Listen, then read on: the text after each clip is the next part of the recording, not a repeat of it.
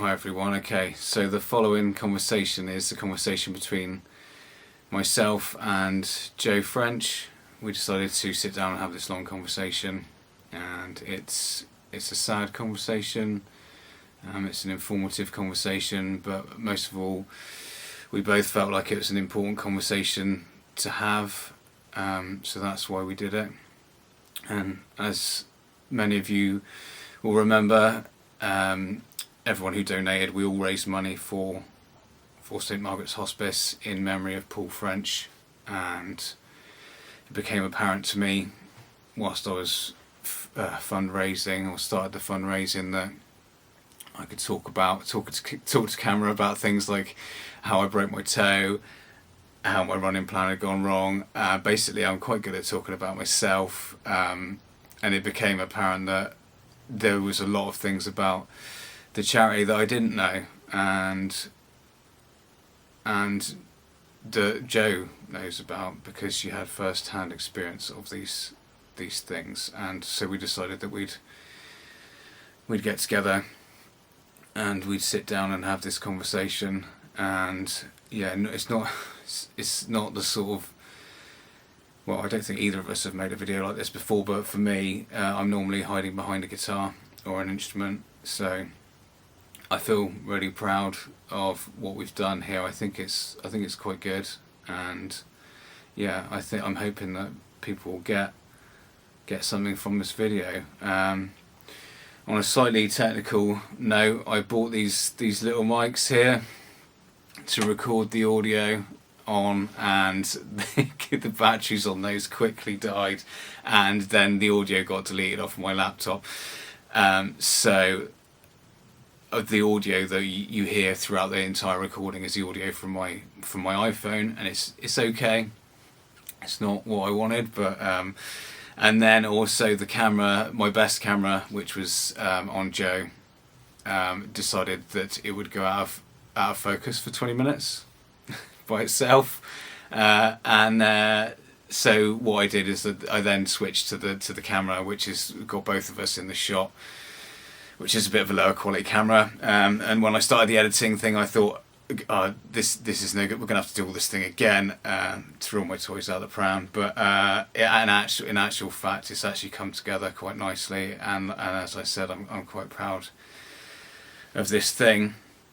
And yeah, I hope that all comes across. You know, and thinking about all those things need to be in place in order for the conversation to happen. But I realised that the most important thing about this whole thing is what Joe's got to say, and Joe's story, and I think that still comes across really well. And yeah, so, and I'd just like to say one more time that thank you to everybody who decided that they would donate to the hospice, because the hospice needs it. So thanks everyone. Hope you enjoy the video. Can you explain to everybody, like a broader question, what is a hospice? So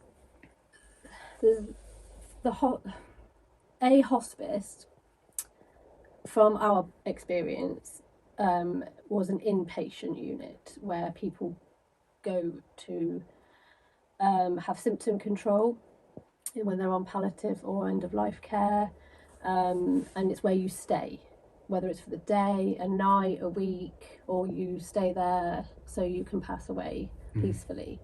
But the hospice itself offers many services outside of its building. So I think they call it community hospice, because believe it or not, a lot of people choose to be at home to pass away, and they actually offer hospice care in hospitals as well. So there are many branches to this place, or hospices in general, but our experience was in the inpatient unit, where there are 12 beds. But I believe at the time only 9 could be used due to the amount of staff that you have to have in the building to cater for each patient safely. Mm-hmm. So how many people would it how many members of staff do you need per patient? From what I saw and experienced, so there's always nurses. There was about 4 nurses per shift. So they are they're the ones they do the end of life meds. They're the qualified to do the dressings and all of the medical care, catheters, things like that. Then you've got the healthcare assistants that assist them. They do a lot of the care, like the showering if they need it, or if their family want to do it, that's fine. The bed changing, things like that. Then you've got the maintenance man that comes around and makes sure all the rooms are safe. So you've got to have 2 of them on site. There's 3 chefs. There's also volunteers that work in the kitchen. I mean, I saw, I can't even tell you how many people coming in and out that volunteered, worked. There's lymphedema clinic, there's lymphedema nurses that come and see them, physio. I think there's about 3 physios in and out there. There's 3 or 4 doctors and consultants. Because it's not just cancer, it's terminal illnesses. So there's a broad spectrum of different types of nurses, doctors, consultants. I was just amazed. Yeah, I'd never have known that. I think you said before as well, it costs an awful lot of money to keep the place running. So can you remind me again how much it costs? Yes, so I brought this up with one of the nurses on a night shift because I'd obviously done a lot of reading up about the hospice just because I was interested. And I said to her, I read in this article that it says it's £6,000 a day per patient to have them at the hospice. I went, can I check that that's correct, or am I reading false information? And she goes, no, yeah, and with the rising cost, probably more. See, I thought that you said 6,000 a day, and then I was like, no, it can't possibly be 6,000 a day. No one believes it because it is unbelievable. Yeah. But that's how much it costs, right down from the caretakers to the nurses to the chefs, the heating, the water, the electricity, and obviously people that are ill get cold. Doesn't matter how many blankets, the heating is on quite a bit, even with a heat wave. Water, they've got like a hydro, there's a room with this bath that produces lots of bubbles, so everything just costs so much money. So yeah, £6,000 a day per patient.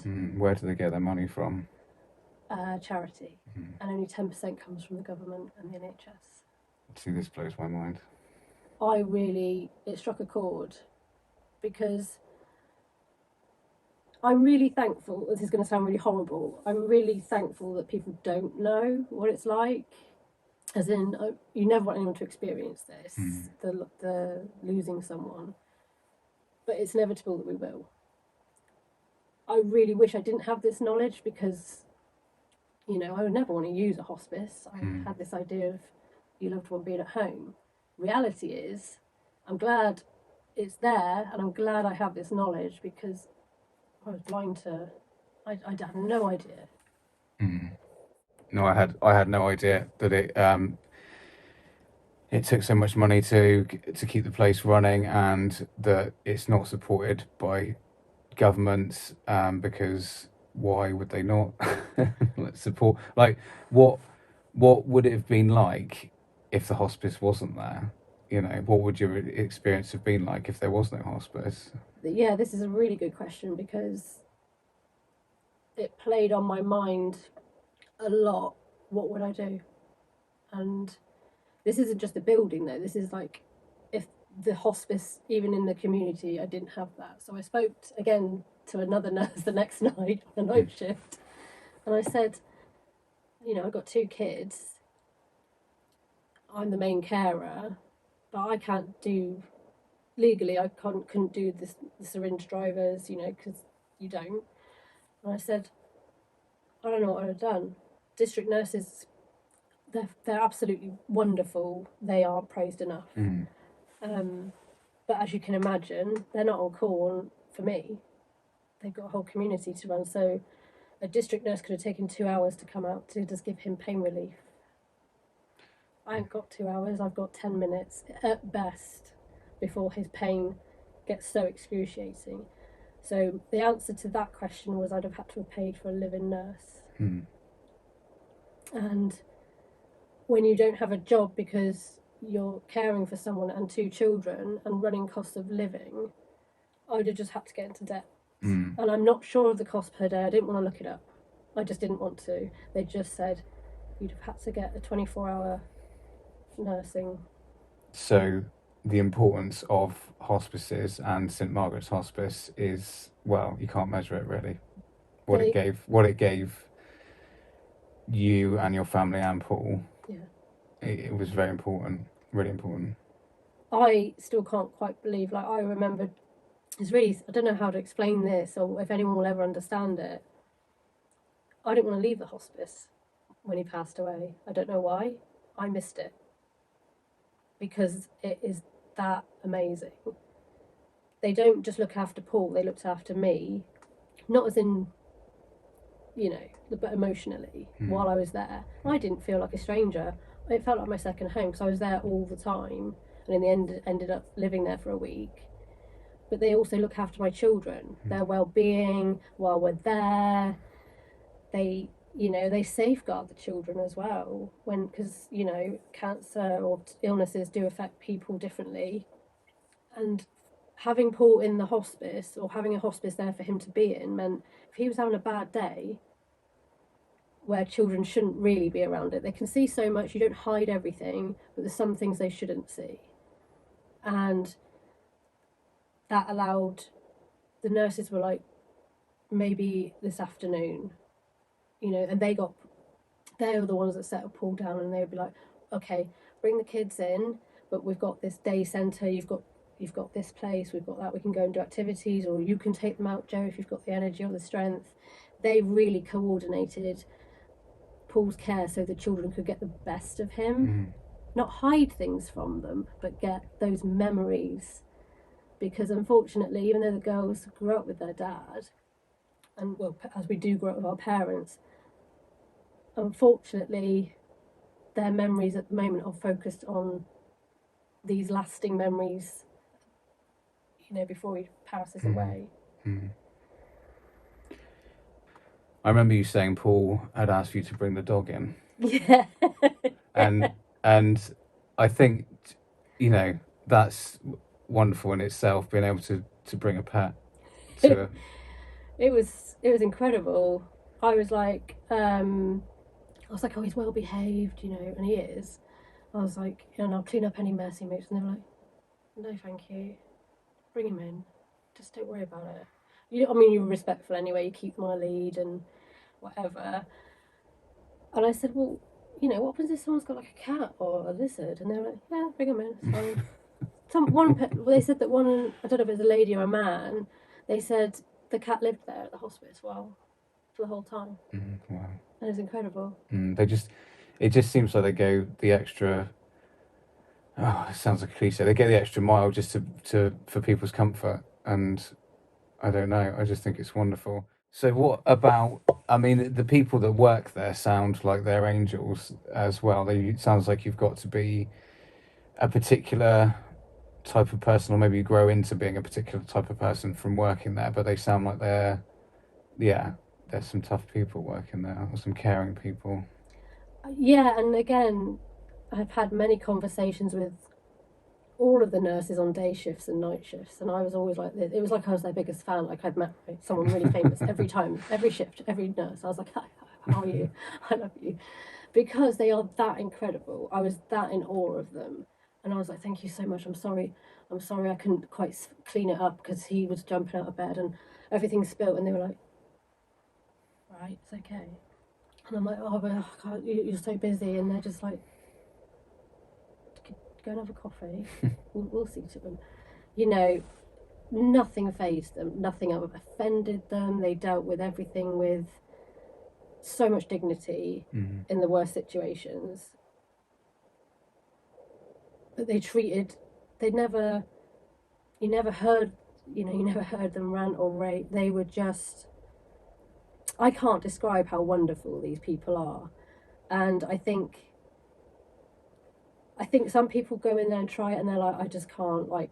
I've known people try hospice for 6 weeks as a job and they've said, I just take it home with me. I just can't.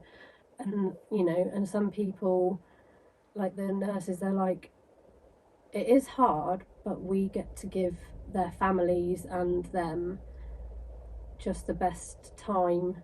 I say best, in a situation where somebody else can't. And I don't know if you have to be a certain person or you can learn that you're a certain person. You don't know until you go into it. But they are angels. Like, Yeah, I agree. I've never met people like it in my life. Do you still have anything to do with the hospice now? Yes, I do. I haven't been for about 2 months because I went back with. Sorry, I'll go back. I asked if there was anything I could do in the short term before raising some more money. As if before we touch base, and this made me really sad. They said, "Well, you've got a lot going on. Paul's just died." I said, "I don't care." I was like, what can I do? I need to do something. I need to fill my time. And they said, unfortunately, we do get patients in here that have no family. And when they've come from a hospital or home, their home, or wherever they've come from, they've got nothing to their name, no clothes, no toiletries, no dignity. And the hospice provide as much as they can, but they don't have, they rely on donations. So I put together 20 toiletry bags of deodorant, hair shampoo, hair conditioner, creams, nail files, everything that you think you need. When I was there, I was like, oh God, I haven't got this, I haven't got that. Because I went in and then just didn't come back for 5-6 days. So I put in everything there that I thought that I didn't realise I needed, but you do need while you're there. So I did that. And I went back a month later after putting these bags together, and the girls really wanted to come. And I thought I'd be fine because I was so excited. I didn't even want to leave that place. And I got to this certain part on the drive, and I was like, struggling with that. And it was good to see everyone, but it was harder than I thought. So I took Anna's email address, and she coordinates all the fundraising. And I said, so until I can physically come back in the building, can we liaise about how I can best raise money and where you want me to send it to what you need in the inpatient unit. So we haven't spoken for a while, and that's not her, that's me. I want to have more to do with it, but it's only been 4 months, so I'm finding it a bit difficult to place myself there. But it is something that will be a part of my life, and I plan to have something to do with the inpatient unit when I feel strong enough. Well, I think this whole bit that we're talking about the hospice here, I wouldn't have even known what hospices do, how they care for people, like the care that they provide, what they have to do, and I also didn't realise that there's multiple ways to support the hospice, and donating money. But like you said, you made these hampers up for people that don't have any family, and that's just, I can't even almost say it. It's that's quite a hard thing. But yeah, it's not something I even realised. Yeah, you don't have to just give money. You could volunteer and give your time in the garden. You could, I don't know, they're raising money for curtains at the moment. You could donate fabric, or if you know someone that can put up curtain rails, because the curtains don't quite close, we had to get a peg while we're in the room and close them. You can literally say, I've got some mates that are carpenters, and how do you want it? Where do you want it? Yeah, I think it's just great because I just don't think people realise what this charity needs. Sometimes it's just the basics that Yeah. make a big difference. Okay, so the next thing I think we should talk about, and I feel like it's important to talk about, is Paul's cancer. But I don't particularly like the language Paul's cancer, because it's almost like he was the sort of custodian or responsible for the cancer, like it was, like it was his fault or something like that. And I like, and but I don't know how else to describe the awful thing that was happening inside Paul's body. Um, but I feel like we need to talk about it. I think, like, it's important to talk about. I think it is important to talk about the cancer. I think it's important to remember, and it's hard to remember this, by the way, for anybody, let alone close family, friends. It's hard to remember that's not who they were, but it felt like it was a part of him for so long. That's what people, in the end, if they ever asked me about Paul, and it was very kind of them, it was always about his cancer. And I understand that. And before I experienced this, I would probably, not on purpose, but ignorant as well. It got to the point where people didn't say, how is he in himself? And I felt like they got lost in that he's still him. Because physically it changes you, mentally it changes you. So I think people got lost in who he really was at that point. Like, he still was Paul that played in bands years ago. Yeah. He played bass Yeah. and did things that made people laugh, and was just and he was a father as well. And, Yeah. Someone's son. I think he just comes in and takes over everything, though, doesn't it? Well, it does, because it takes over his life. I've never known anything like it in this. Unfortunately, I've had, my mum had cancer, and I don't think she'll mind me saying this. And she was very fortunate that whilst it was aggressive, it wasn't an aggressive journey, and that's stupid. I was very optimistic. I was always like, well, we haven't been told that you're going down that route when he first got diagnosed with bowel cancer, and he went straight in at stage 3. Really? And even then, there was no conversations about. So you went in and got diagnosed, and it's stage 3. Well, it's very difficult to get diagnosed, but I won't go into the politics of that. But it didn't need to be diagnosed at stage 3, but it was. But we were never told, and there was never any indication of palliative or terminal or even life ending. He was rushed in because the tumour was perforating his bowel. I think we found out the week before that it was stage 3 bowel cancer, but he was rushed in. But it was like, I remember the consultant surgeon ringing me because I couldn't stay.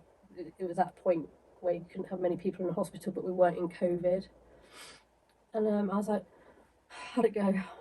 What's going on? And he was like, yeah, it's out. Got it all out.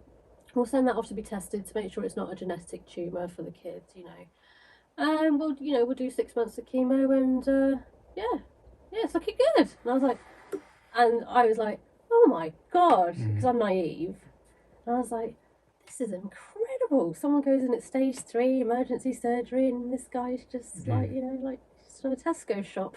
Yeah. I was like, quite relaxed about it. Well, I felt like, it's sees it all the time. Yeah. But I felt, well, this is going to be grueling. Yeah. But there's no talk of. Yeah. So I was always like, I never even contemplated this situation at all, or it spreading, because he said no signs of it spreading. Taking out the lymph nodes around it, and to his knowledge, there was no signs of it anywhere else. How old was Paul when he first went into hospital, or first had the diagnosis? What are we now for? 37. And it had been growing for 3 years before that, the tumour. It's wild. I think you sort of, when you're younger, you feel invincible, don't you? and I think even in your 30s you feel invincible, and I think you should be. I don't think Yeah. this should not be happening at all. But like, you just You don't. should still have no fear. But it's just incredibly young. It just blows my mind.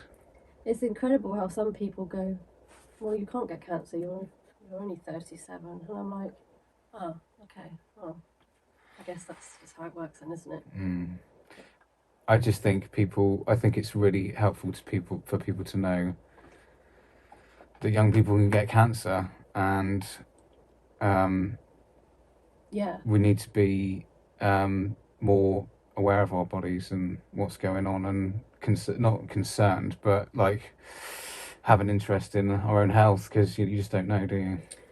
I think, yeah, don't put off that appointment. Yeah.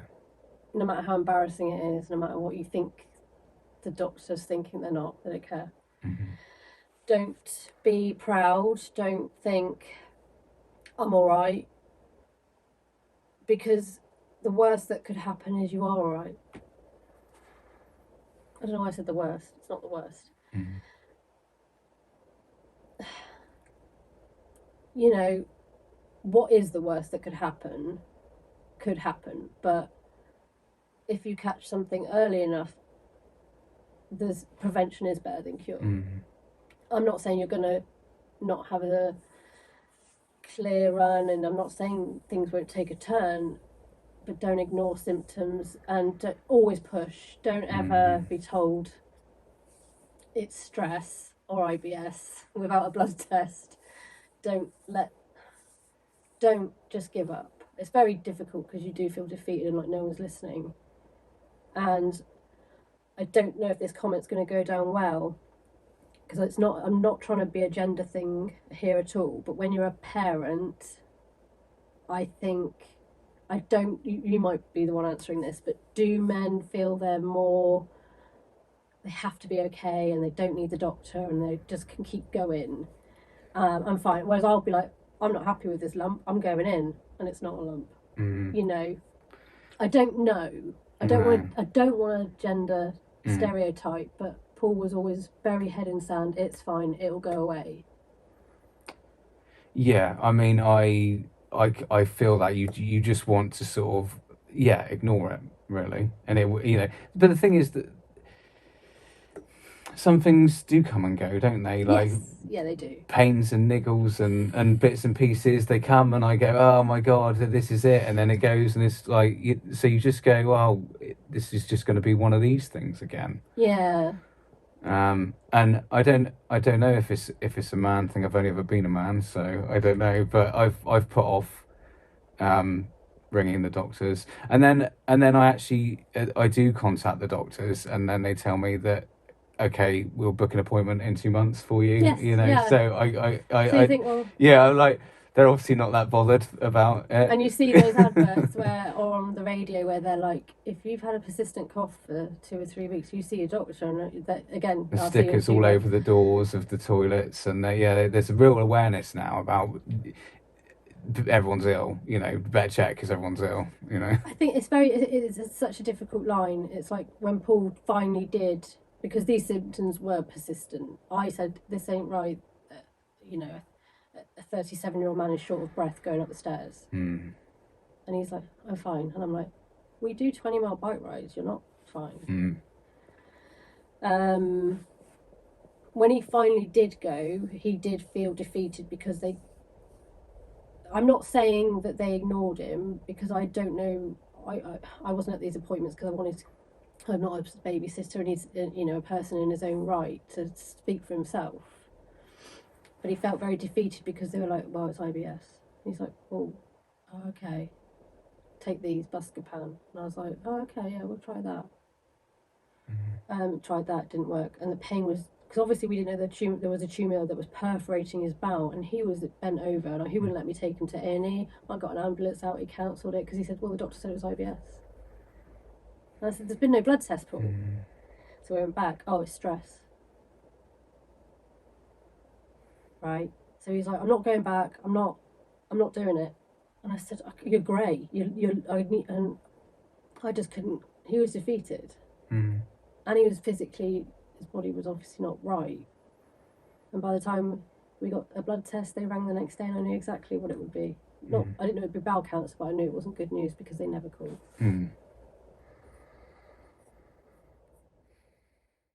So when did you realise that you were going to need to use the hospice then? So we always used the hospice, but Paul's determination was to die at home, and I was on the same page. And we could do that with the hospice because they work out in the community, and we had it all planned, and we spoke daily with his nurses. But we were in a little bubble, where I was like, oh well, we know we've got under a year, but we're not at hospice. We're on palliative, not end of life yet. And unfortunately, it's not what you see in the films, or you can't always make memories. And I asked the nurse, I said, I don't understand. I thought you said he could be sedated. I thought you said he would just be asleep. And that's what Paul wanted. He wanted to be, he didn't want to be aware of anything. And the consultant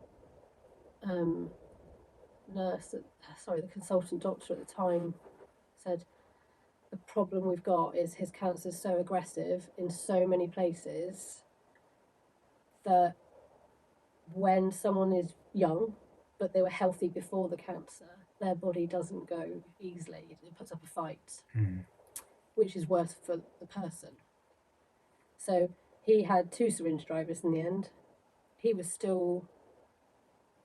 bolting out of bed. He thought he was in prison at one Is point. the syringe driver painkillers then, or? Sorry, yes. So it's it's painkillers, and it's like a little needle that just sits under the skin subcutaneously, and then it's all linked to these tubes and this box that's locked, and over 24 hours it releases the medicine slowly. So it can be a combination of medicines, so nausea, anti-nausea, pain relief, stuff for agitation, because Paul was very, very, very agitated. He was,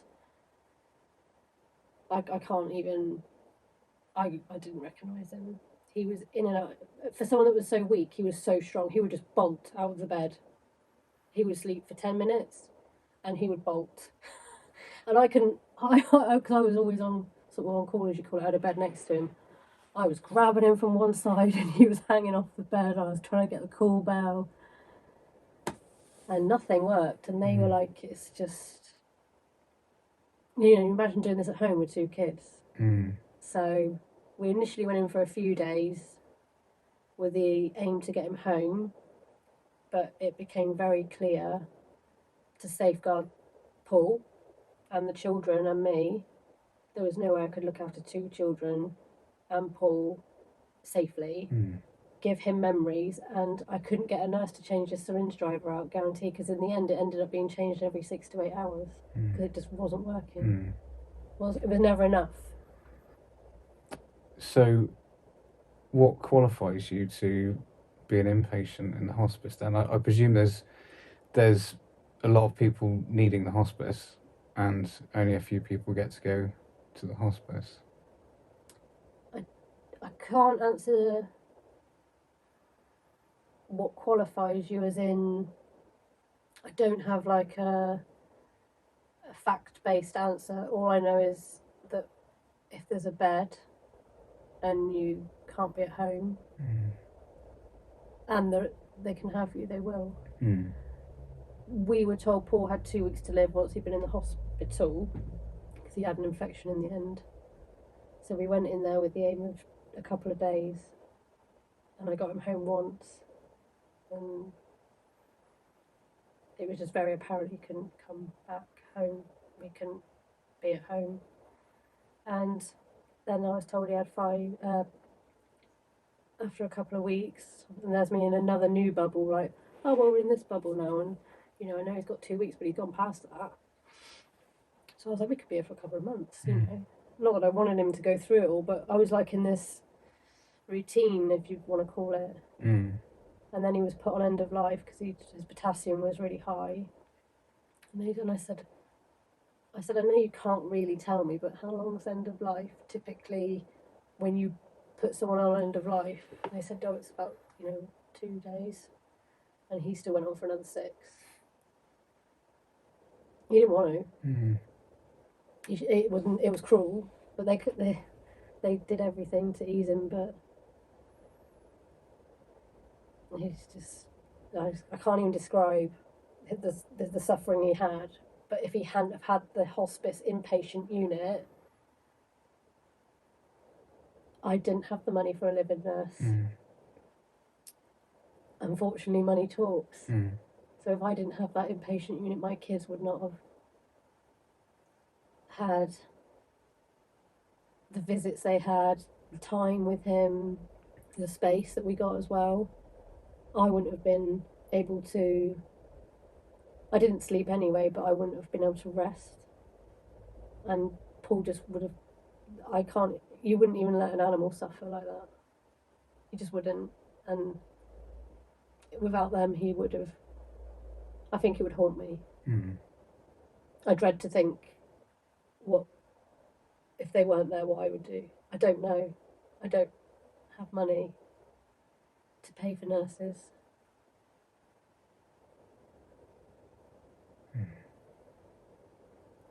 It's just awful.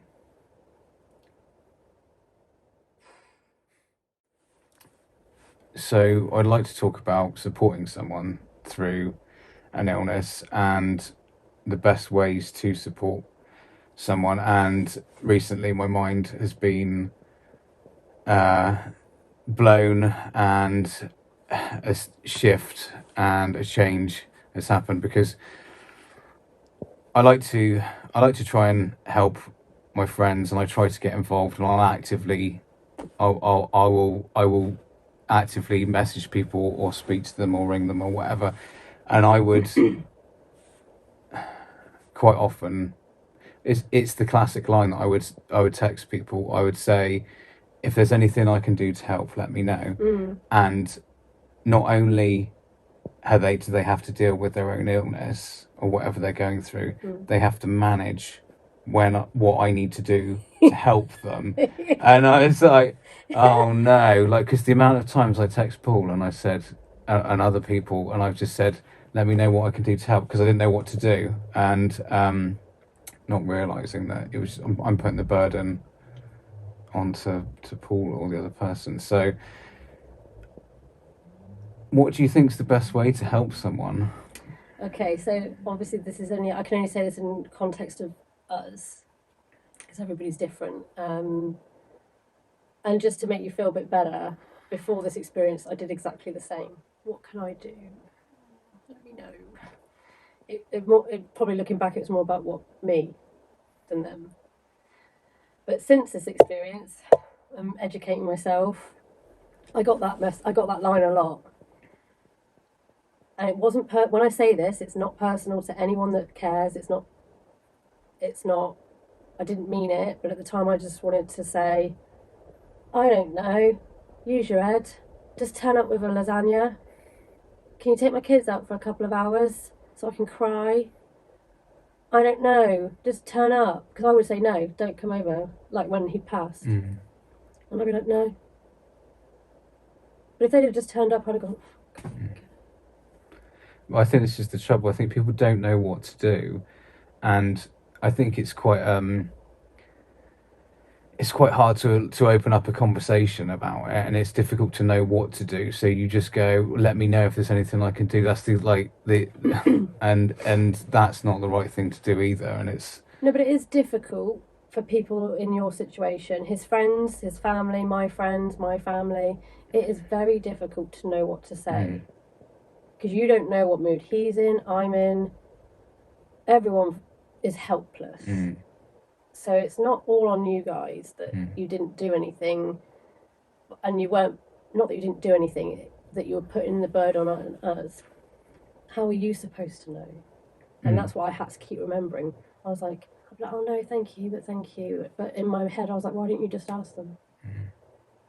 But then when people kept asking it, and it was the same line over and over, but they weren't showing up, I stopped replying, because then I was like, I can't cope with no one being here asking me when I'm in this pit of despair. I need practical things. I need a food shop. I don't want people to pay for it. I need a meal cooked because I'm exhausted. I need an hour alone to shower because I was never alone. I mean, and during his illness, it was hard because he didn't want anyone around him. So it was impossible to let a friend come over and sit with him, because he'd be like, well, people just stare at me. And he's right, they did. They're like, all right, hello, how, and then, it's very difficult, but just show up at the door, or just leave the food on the doorstep and say, look, let's just open your door so the foxes don't get it. Or turn up and go, right, I'm here to take the kids out for a couple of hours. The kids won't want to go, but I'll, just do it. Even if your friend's in a pissy, and like me, I'm quite fiery, and I'm like, just show up for that person. Don't make empty promises. Because everyone was around us and messaging, and after the funeral, it's quite eye-opening to see who is around. And I don't mean not showing up, just messages, things like that. And I feel more like people 4 months on are very much like they've forgotten him, or they've forgotten that this still is happening to us. It's only just the beginning, really, for his family, for the girls, because we're doing all these things, but we have to do it without him. And that's when I actually need people more now, because I'm an only parent. I'm not a single parent that's 50-50, and that everything is on me. Mentally, that's quite a lot, and they're grieving and growing up. So I wonder if people have forgotten, or whether people just find it really difficult to know what to do now. And that's a good point. Like to volunteer yourself for a hard conversation, I think is quite difficult, and maybe that might be what they're going to be doing. So it's I don't think people have forgotten. I just don't think people know what to do. I don't think they want to face it. Yeah, because it's hard. Because it's raw. I can talk and talk about it, but when someone comes in the home, and if they do say, "How are you?" I'm like, I don't want to do this anymore. I want a day without it. And they're just like, oh, it's really hard for them. Yeah. And then they just don't come back. But it's not. I don't think they're rude or mean, but at the time you think, I just need someone. They're just. I guess they feel awkward. There's tissues.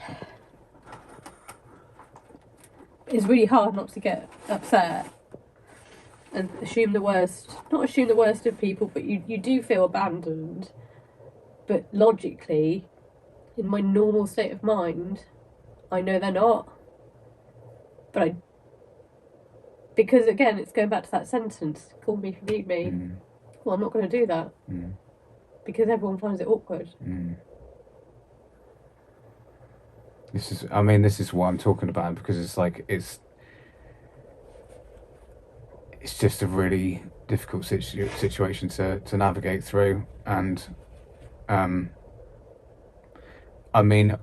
reflect on, it wasn't long after the funeral, and I came to speak to you, and I was like, are you okay? And then I said to you, look, it's going to be okay, and you're like, Sean, it's not going to be okay. It's not okay. And I was like, and I just wanted to fix it and do something and offer the support. And then and then you said it's not going to be okay, and I realised that it isn't okay. And I think that's the tough thing, is that I can't pop round to your house and go, let's have a nice neat little conversation, we'll tidy it up at the end and everything will be okay and I'll be on my way, and then maybe I could come around again. Like, you go and we have the conversation and it's still not okay. Like Yeah. it's still really broken, and everyone's really emotional and sad and grieving, and there's nothing that anyone can do about it. No, but I also don't expect anyone to do anything about it. I don't expect, like I said, logically, you know, people aren't abandoning you. And quite frankly, if it was one of my friends, you know, life does carry on for us all. We've all got kids, we've all got routine, we've all got our jobs. And that's not what I'm talking about. I think that's not what I mean by I feel forgotten.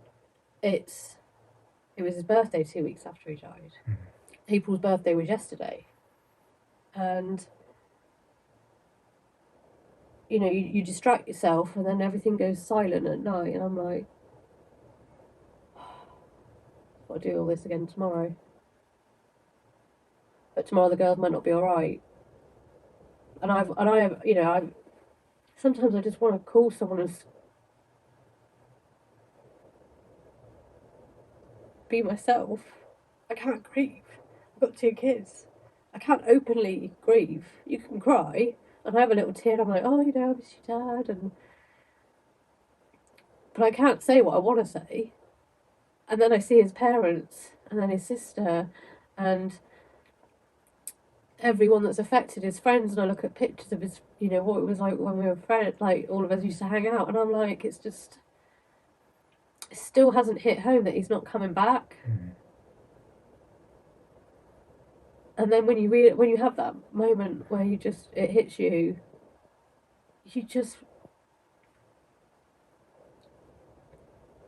I don't know what you need. I don't know, but it feels very lonely.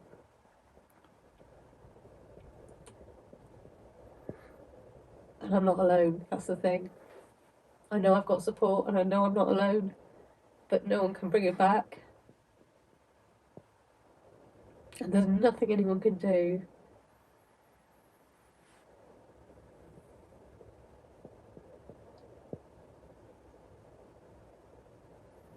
Yeah, I think, yeah, it's just helpless. I feel,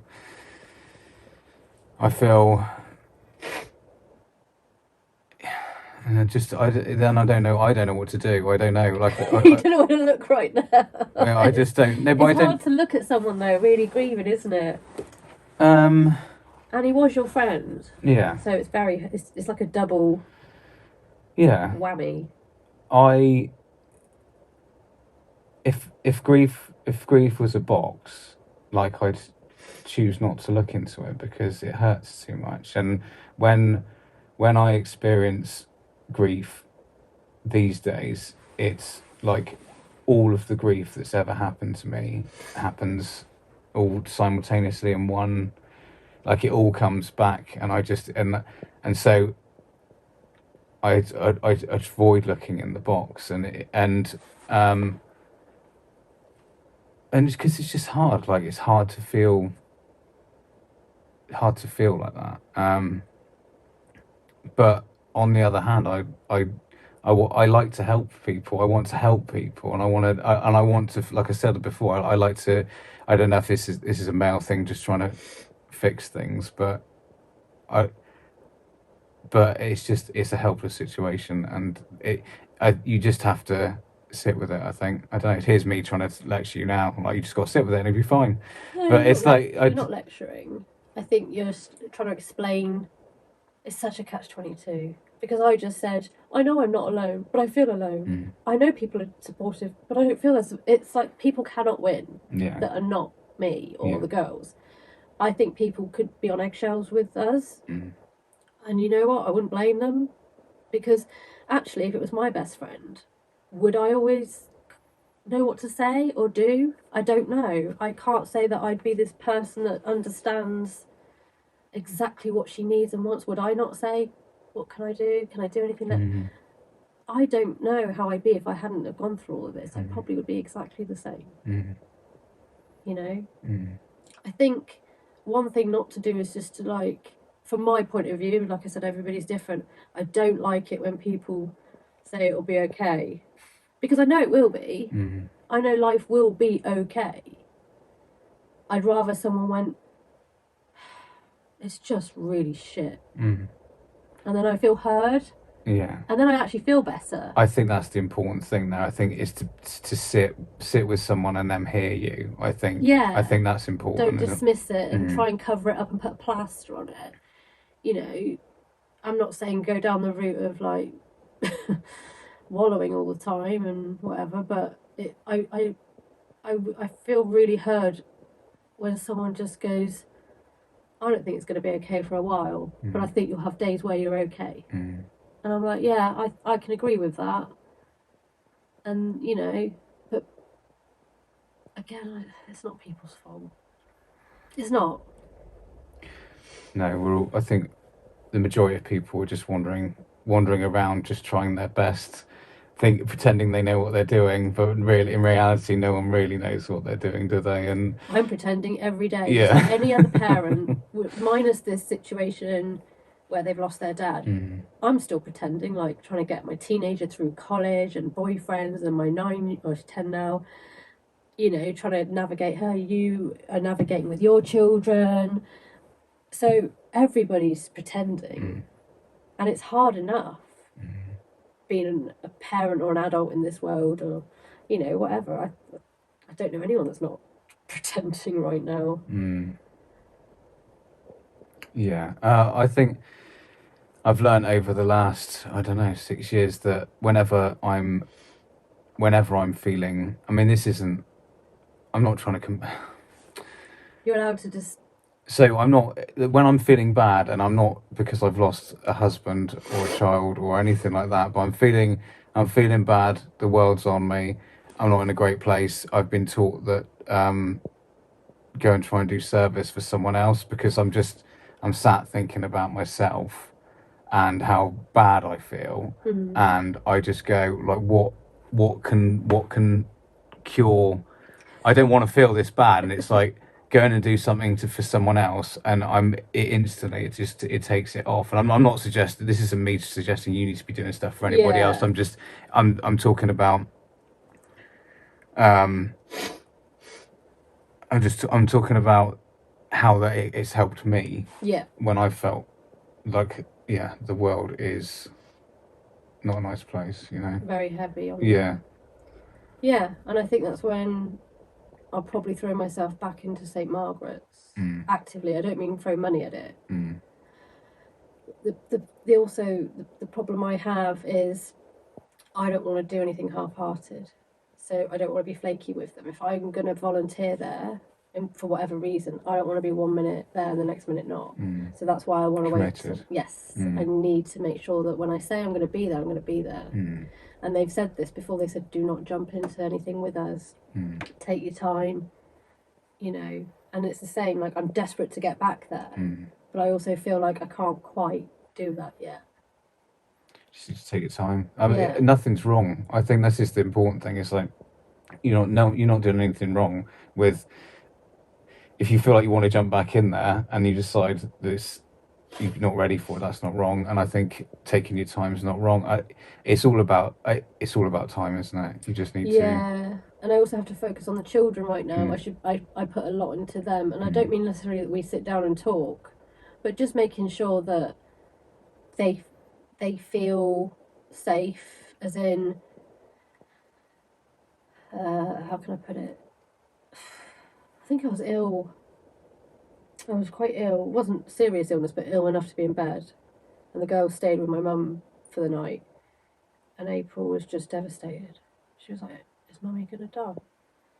So at the moment, I'm trying to create an environment where they feel, whether they need me or not, that I'm stable in my head and I'm around and not focused on St. Margaret's, because I need to be focused on them. And I don't mean pandering to them. I don't mean like spending every waking minute with them, but it's a very stable environment, because everything they knew is gone. consistency. Yeah, that's the word I was looking for. Yeah, and I need to remember that their first ever funeral is their dad's, and their first ever loss, because they were too young to remember my granddad. Their first ever loss is their dad, and I need to keep reminding myself that, even though I know it, the reality of what's going on in their head, Well, I think this is why it's another layer of why it's difficult is because everyone's experiencing their own grief, and everyone's grief warrants everyone to gather around that one person and support them, don't they? But you're all grieving. Like, so many of us. Almost no one can support each other, almost, because everyone's a bit helpless. So Yeah, and then someone needs to just bring the fucking lasagna around. They could. Or just take them for a bit, to take my kids so that I can just have a shower in peace. I can't even lock the door anymore. I think any parent has that, to be fair. But it is little things, like if I go and do a food shop and, Ella is old enough to look after April for an hour. She's like, April will stand there and she looks frightened. She looks absolutely petrified. And it's the same with the job, I have gone back to the job, not what I had before Paul, but I can't work out of school hours. And they're like, well, the school clubs. And I'm like, yes, I'm well aware of the after school clubs. One, I don't have the money. Not really. But two, this situation, April can't be in a club. She's been in school 6 hours. Does she want to go to a club? No, she doesn't. No. And they're like, well, should you have gone back to work? And I'm like, well, if you can talk to British Gas and ask them that. My bills don't care. It is good for me. It's good in some ways, and some days I love what I do. I'm a cleaner, and I absolutely love it.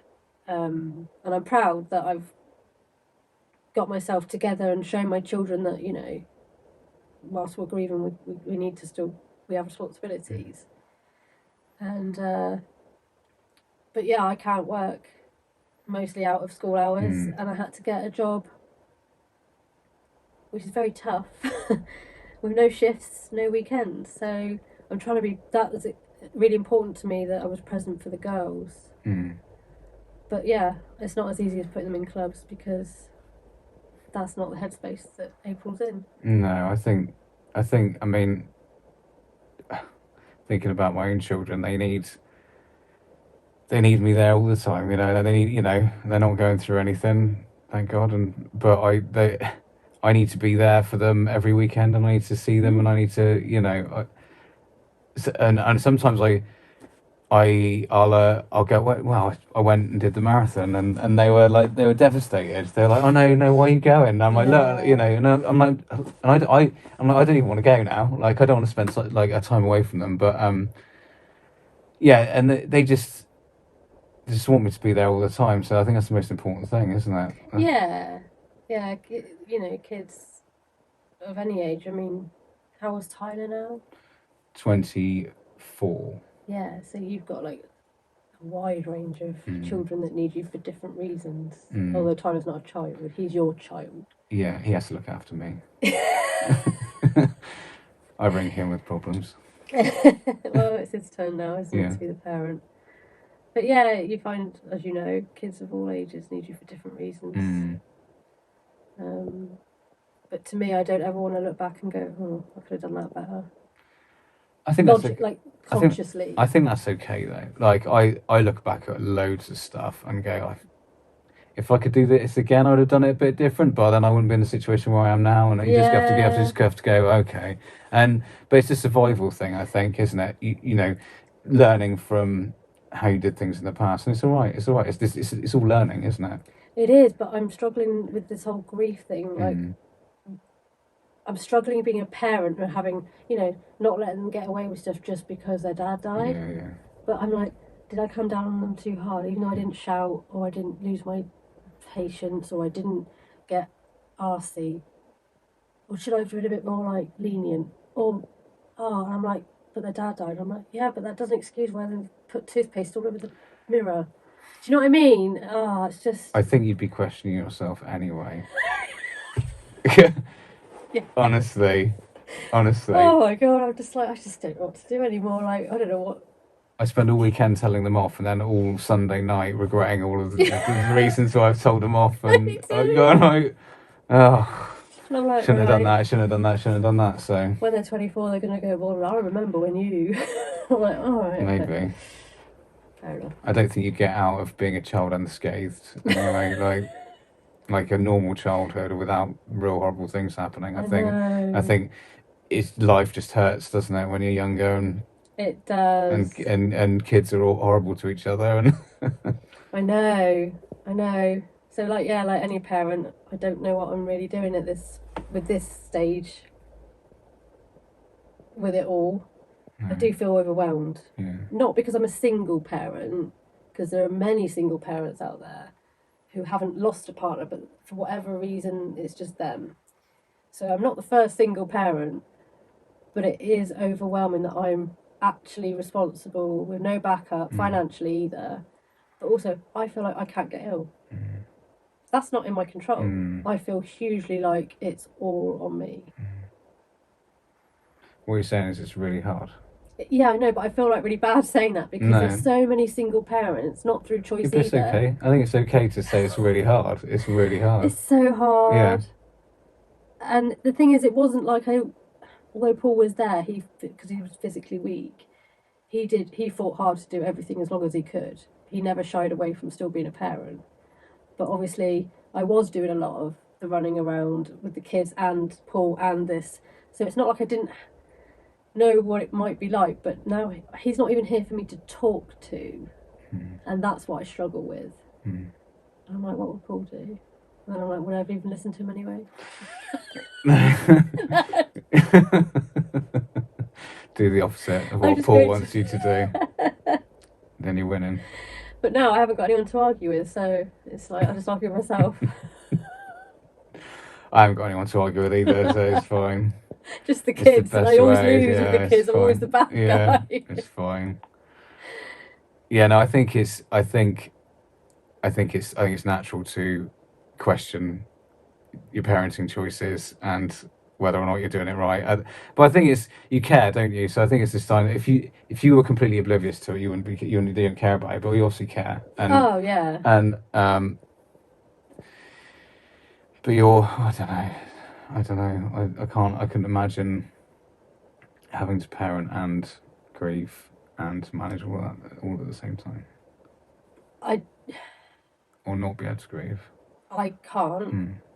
And like you said earlier about the box, some days I probably could. I probably could have gone out to myself. But I'm like, let's just put that away. And I'm like, does that mean I don't care about him? Does that mean I don't want to face it? Does that mean I just don't? Sometimes I just don't want to think. But then I also think I've got an hour to a school run, which is rare because I normally try and work till 3. So I won't cry in between my clients because I've got to go to a client and I'm not breaking down and letting them know, I don't want to be that person. But I don't want to break down in the hour because when will I stop? And then the kids are home. And I actually don't have my own room. I share with April, and Ella's got her own room. So I feel like I'm always, yeah. It's very hard. Yeah. But it is what it is. Yeah. I was listening to a guy talking about he'd lost his mum and the pain for him was unbearable and he just sort of wanted the pain to stop and one day he woke up and he realised he hadn't thought about his mum for an entire day and then he felt guilty and felt like, oh no, I don't want that pain to go away, like it's going away, like I know it's not meaning as much anymore, like bring it back. And so you can't win. It's really weird you say that because leading up to April's birthday, we were told last year, the day before her birthday, that he was terminal, well, palliative, and palliative can go on, it's not end of life, but we knew he wasn't going to live past a year, and that was the day before April's 9th birthday. So I felt a lot of pain not instantly, but leading up everything. Like that Christmas of 2024, I was like, this is the last one. And then I was like, oh, don't be silly. Like, people say that. That doesn't mean we could be that family where we get a miracle. Because I was going to private consultants, I was determined, but yeah, I was a mess deep down. But now I say it's all over as in the physical side of him, he's gone. The other day, I had exactly the same situation where I was really playing with the dog, I was really happy. I think Ella was out with their boyfriend, and I don't know what April was doing, can't remember. But I was really happy. And that night I cried because I was like, I want the pain back. But why would I want it back? And I was like, if I've got pain, it means he's there. And I was like, what an idiot. What a way to think.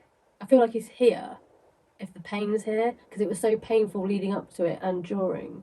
Maybe I just got used to it. Maybe I liked it because it meant I was feeling something. I think it's an indication that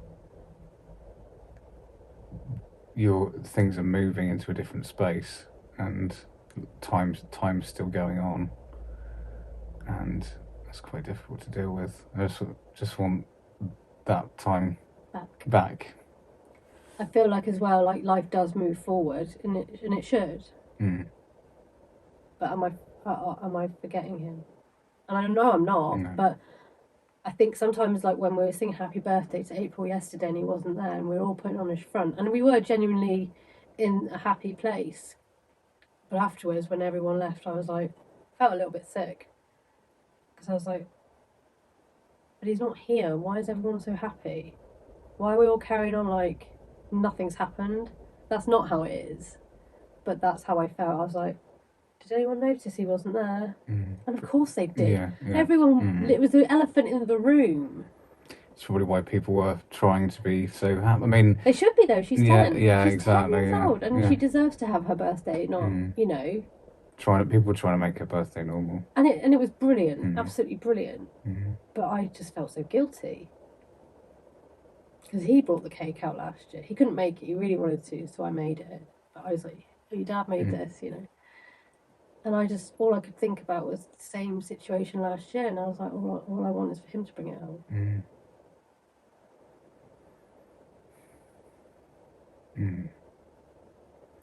So yeah, the pain, sometimes, I don't know if I'm a bit addicted to the pain. And I don't know if that's a good thing or bad. I think human nature, we are a little bit sadistic. We do go towards the pain. What's that about? Yeah, I'm not sure. I did hear about they were able to manipulate areas of the brain to be able to feel.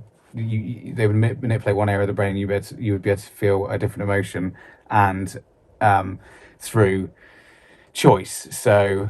Wow. So there was a load of different types of emotions, or 4 different types of emotions, and the ones that people went for was the pain. They went to. It's so odd. Yeah. Because all we talk about is, I just want to be happy. I feel like we don't. Yeah, no. Happy's an illusion anyway. I don't know. I feel like I'm happy with the dog. I think but having your goal. The goal is to be happy is not the right goal, I don't think, because you can't. I don't know.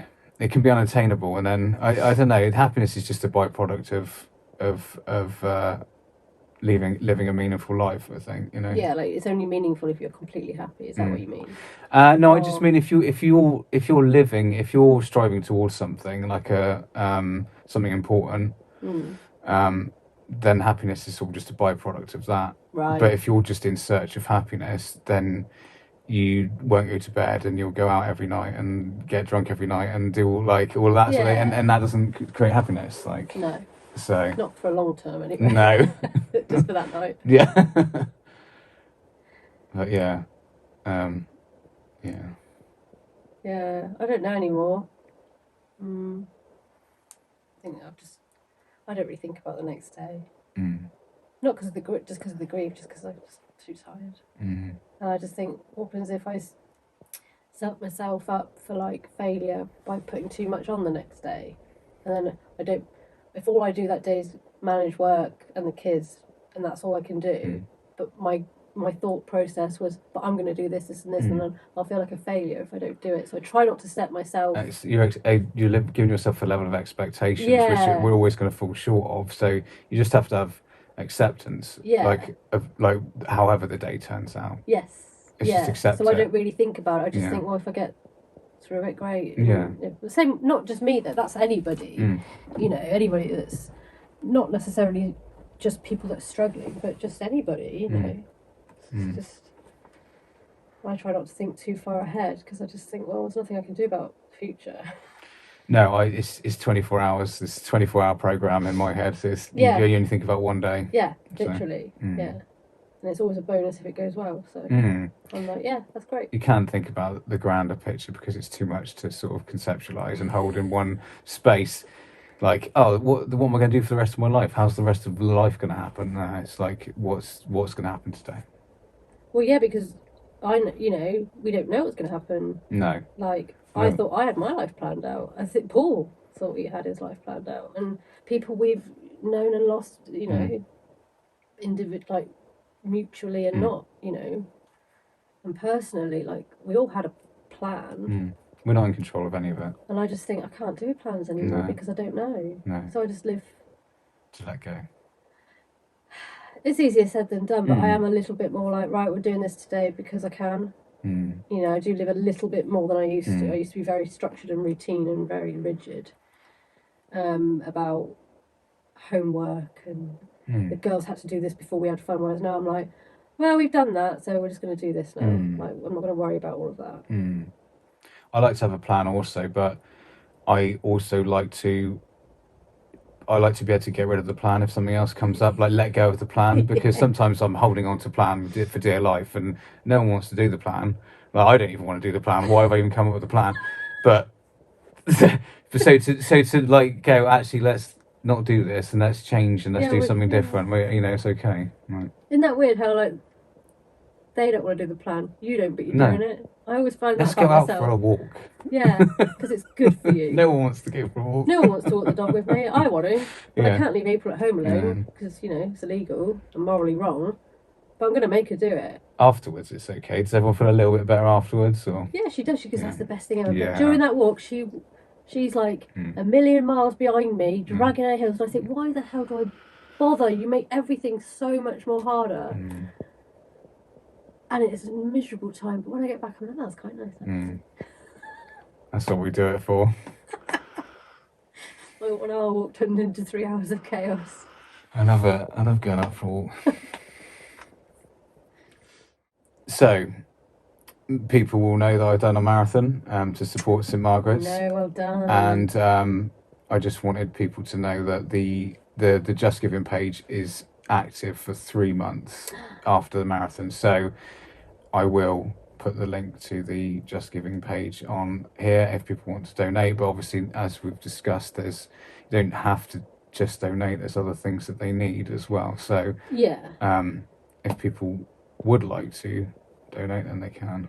I mean, even if they've got clothes, again, I was saying about the families that, the patients that don't have anyone and come in with literally their hospital gown. Even if you've got some like clothes that you were thinking of getting rid of, they really need it. Just anything that's like, I don't know. It's not just because it's not just the money. It's because times are hard for everybody at the minute. It is really hard. But if you've got some board games lying around or some books, take it in. So can you take it into the charity shops? Because there's a St Margaret's Hospice in the high street, isn't there? Do they? Yes, I believe they sell the things to raise funds. But they may take stuff down there. That's the question I've never asked, actually, so it's a good point. So I'm not sure, but anything, if all people can do donate is £1, that's still £1 they didn't have before, so... I think it's helpful just to know about these charities and know that they exist and know that they need to exist and that they wouldn't exist unless people cared about them. So yeah, and like I said, I'm glad we've done this chat because I didn't want people to be like, oh, it's Sean, my friend, and did this for St Margaret's. I need people to know the difference they've made. Because £6,000 a day, I ain't got that. I don't know what a live-in nurse would have cost. And it's not even just about the money. I'd have taken out a loan. I don't care. But it was the suffering. And without the hospice staff, whether it's inpatient or they come into the community, but to be fair, without the inpatient unit and the staff from whoever, from A to B, he would have suffered. And he was already suffering with their 100% input. So it's not just another charity that wants money, or it is vital.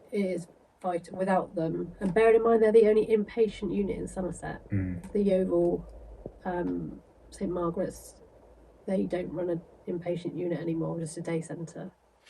We're very lucky. And there's only 9 beds really. There's 12, but only 9 can be, that I'm aware of. They can only have the 9. And if that, to be fair, we were just really lucky. But I don't want to think about how we got that bed. I don't want to say out loud how I know we got that bed. Yeah, so everyone that's donated to your marathon, they're not just donating, that it's actually, it's helping people, and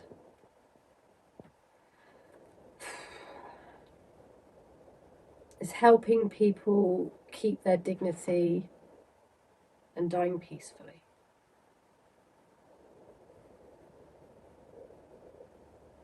It's quite an important part of life. Yeah, I mean, death is very, very sad, but it is a fact of life. It is going to come to us all. But for Paul, it was it was the dying. It was very much the dying process. And I actually did ask him, I said, are you afraid to die? He went, I'm not afraid of dying. I'm really sad. But I'm more afraid of how I die. And that will haunt me forever. A 41-year-old saying that. But I will never regret or have any regrets about the care he got, or the decision to the decision to have him in the inpatient unit. That's one thing I'll never regret or wonder if I did the right thing. Because he definitely got the dignity he deserved. And so did the kids. I think it's really important to say how important Paul was as a friend and as, I mean, I don't know him as a brother or a husband or a son, but he was a really important person. He was loved by lots of people, and I think it's just really important to say that out loud. It's his memory. It means something. He meant something to me. He was my friend, and I think I've thought about him a lot over the last however many years, and and I miss him, and I wish he was still here. And I just think it's really important to say how important Paul was to everybody. And I wonder if we could talk about, we could talk about what sort of person Paul was, maybe. Yeah. There's so much to say. Because I can talk about him for how long you got. I could talk about how I saw him as a friend to you guys, as a father, as a husband, as a son, as whoever he was painting and decorating for, as a colleague. I could talk about how he was, in my opinion and views, to everybody, in different aspects. So I guess, have you got any questions? What would you like to know besides what because what was someone like at home? We don't know, do we? No, well, I mean, I looked at all the pictures of him, and he's in all of those different roles there you're describing. But I just, really, enjoy looking at the pictures of him with his children, you know, and I just I would like to bet 100% that he was a good dad, and you know. He wasn't a good dad. He was an absolutely brilliant dad. In fact, I got used to get really pissed off because I felt he should have given birth to them because he was such a natural. It really pissed me off that I tried and he would just naturally be great at it all. And I was like, I'm trying all day to get her to stop crying and you just walk over, I can't. He was just brilliant. And he was so, as you know, so laid back. Nothing fazed him. He wasn't good with the sleep thing. He definitely could sleep through a temper tantrum at night. He was not. He couldn't cope without sleep, but he still did his bit. But yeah, the girls are as well. I don't know. He's just such a natural. Such a natural. He's so patient. So patient. And he enjoyed it. He loved doing things with them, whereas after the school runs and the hustle and bustle of life, I was like, I don't have the energy to pretend that I care about this game right now. And he'd be like, yeah, that's great, I'll do it. But he wasn't doing me a favour. He he wanted to do it. He wanted to be My Little Pony, and he knew all the names. You know, he I don't know. He just took to it like a duck to water. Do you think you balanced each other out? What do you think? Well, I think he's really laid back. I think everyone's got their opinions about him and me together, as in our personalities and how opposite we are. At home, it was a bit different, but yes, we did balance each other out. I'm very. I don't know what's the word. There's many words for me, I think. Yeah, he was just like, yeah, I'll get done, don't worry. I'm like, no, I need to clean now so that we can do this and we can do that, and then next week, remember, this is happening. And he's like, you know, and he would be the calm to my storm. And he was always right, and that annoyed me. I never admitted it. No. Because we're always right. But yeah, he was, and it always worked out. And like he said, we'll be all right. Just calm down. Which obviously instantly lit a rage in me that I can't quite explain. And I think the reason I was more ragey was because he was right. But yeah, he was very laid back. Too laid back. If there was a fire, he'd be like, we've got half an hour before we die. Yeah, I'll go out 20 minutes. He was laid back. I think what I take away from that is I feel like I'm both of you. I can be both of those personalities in 1 week. So.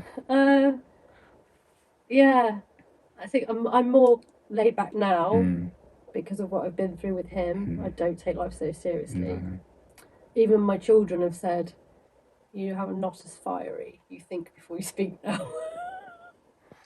But that's really hard for me because I don't want to do that. But yeah, I can be both as well, Sean. Don't worry. Yeah, I mean, yes, it's given. Well, it's just a different perspective now of what's important and what's not.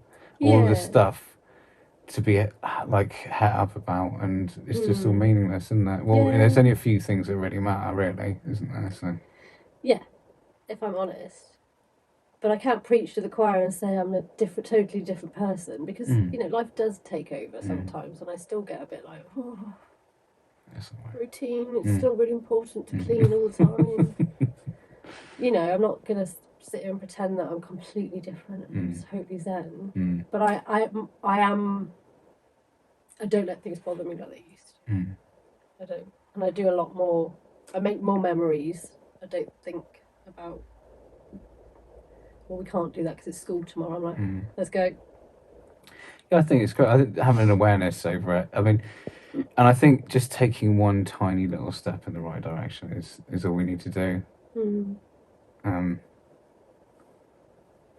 Yeah, but he was, yeah, I don't know. I mean, I know what he was like as a friend from my point of view, but I don't know what he was like around you guys when us girls weren't there. I don't know. I mean, I think he was so quiet, really, like, and laid back. And well, do you know what? Like Paul, like, so what Paul would do. I mean, this is, I'm going back like what, 20 years. Is that we would, when we'd all go out, we'd all finish our drinks, and then he'd go and get another pint. Oh no, or he'd just be like, ask it, should I get another pint? Should I get, who's getting, who's shall I have a pint? Shall I have a pint? The You having a pint? indecisive Yeah, you'd be Paul. complete like, and Yeah. and then he'd go and get a pint, and then we'd be like leaving, and it was just like, oh come on, like just get the pint or not, or what, you know. Yeah, just make a decision. Yeah, so he was like that at home as well. Mm. Yeah, that was hard. Mm. But I guess it's hard living with me as well. So, sticks and stones. Yeah. Yeah, very indecisive. But looking back at all the pictures, I'm like, oh wow, we did that together. We did this. I was like, I couldn't believe like all of the stuff we did all together. Like I just couldn't believe it. Like over many years, decades of things, I just couldn't quite believe that. We're all, I'd forgotten that I was even at these things. Yeah. I'd forgotten about half of it as well. Like, even if the things I weren't there, but he'd come home and I'd be like, "How did Dave's stag do go?" And he was like, "I'm ruined." I don't even know if he was or not. And I cooked him a roast, and he was like, "Oh my god, I just needed normal food." So I didn't even want to know what got on that trip, but I'd even forgotten that they went to Amsterdam, like stuff like that. I'd forgotten he'd come to Amsterdam as well. But I was looking at the picture, I was like, no way, all these people went. Like, yeah. I'm trying to think. There's so many times. Like I'd forgotten that he'd got on a digger and took a brick on the Crown. Did I hear that right at the funeral? I don't know. Yeah. Oh, did he? Yeah, something like Paul got on a digger and was like, "I'm not letting this place go," and he took a brick as well. I don't know if he operated the digger or just got on it.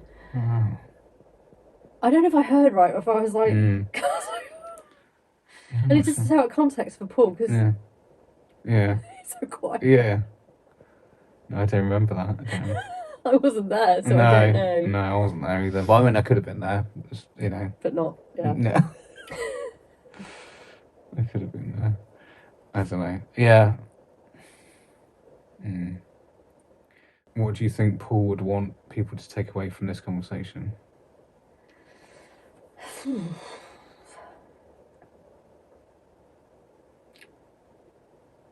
What I think he'd want to take away and what I think he'd say are two very different things. I think he'd go, "Whatever you think, Joanne." Because I don't care. I don't want to deal with this. What I know he, not that he wished he'd gone to the doctor sooner, but I know he wished he'd taken his health more seriously. Because at the time it wasn't serious, but it was the same thing recurring. And I think he said, "I wish I hadn't buried my head." So I think there's that. Please look after yourselves. Obviously, there's a line where you don't go for the slightest tickle or whatever, but don't ignore your health. I don't know.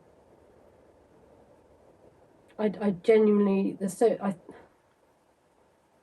I know the health thing was a big deal to him.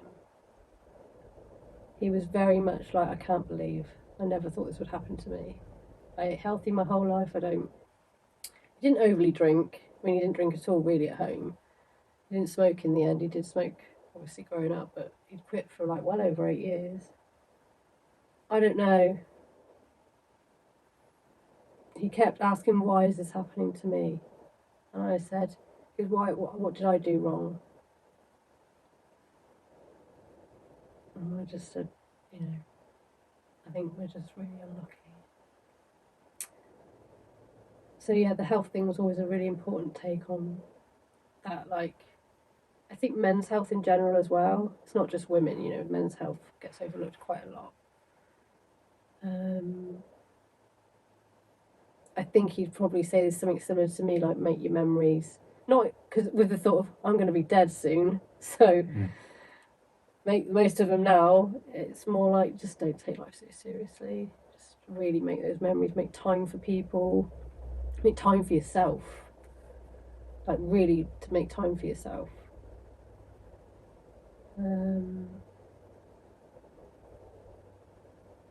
I think he'd wished he'd done more with his life. I don't know in what respect. I don't know. I got the feeling he wished he'd travelled more, and but we had kids, and I think without realising it, although we both wanted children, I think I wasn't a very brave person. I think I stopped a lot of that, not trying to, but you know, I think I held him back a bit. So I think he would say travel a lot more. Maybe don't be like me and be careful. Just go out and take that mini break away, that weekend away to Barcelona or Italy, whatever you can afford. I don't know. Just enjoy life. Don't take it so seriously.